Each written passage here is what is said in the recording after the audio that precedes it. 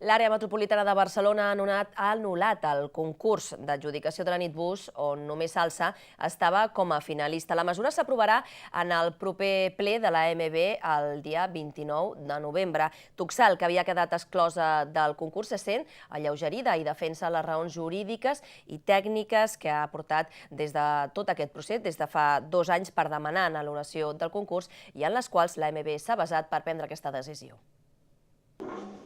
El president del Consell d'Administració de Tuxal, Justo Alarcón, assegura que l'anul·lació i el reinici del concurs és una bona notícia per als treballadors de l'empresa i del Nitbus en particular. Alarcón ha destacat que Alsa no havia guanyat cap adjudicació i que aquesta desestimació no ha estat cap favor a l'empresa, ja que s'han donat altres situacions similars a Catalunya i a Espanya.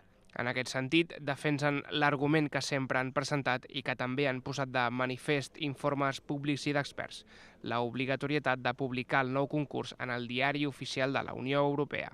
Reiterar que no hemos ganado nada, que para nosotros es un paso más en el proceso que tenemos de una nueva adjudicación, que parece que teníamos razón, pero la razón jurídica, teníamos razón jurídica, que es lo que nos gusta resaltar, i que estaremos atentos a un nuevo concurso. Els terminis dilataran ara el procés durant més d'un any. El primer pas és publicar el nou concurs al Diari Europeu, on l'anunci romandrà durant 12 mesos. Després s'obrirà el nou procés de licitació i les empreses interessades presentaran les noves ofertes. Fins llavors, Tuxal seguirà gestionant el servei. Justo Alarcón també ha manifestat que sempre han considerat injusta l'exclusió del concurs que es va produir fa 2 anys, tal com sempre han defensat els seus serveis jurídics. Considera que l'oferta de la societat badalonina era la més potent i la intenció ara és que ho torni a ser. Alarcón també ha volgut desmentir que el servei s'hagi vist afectat per aquest procés. De fet, assegura que el nombre de viatgers ha crescut un 15% el darrer any i que la qualitat del servei és la millor valorada de l'àrea metropolitana.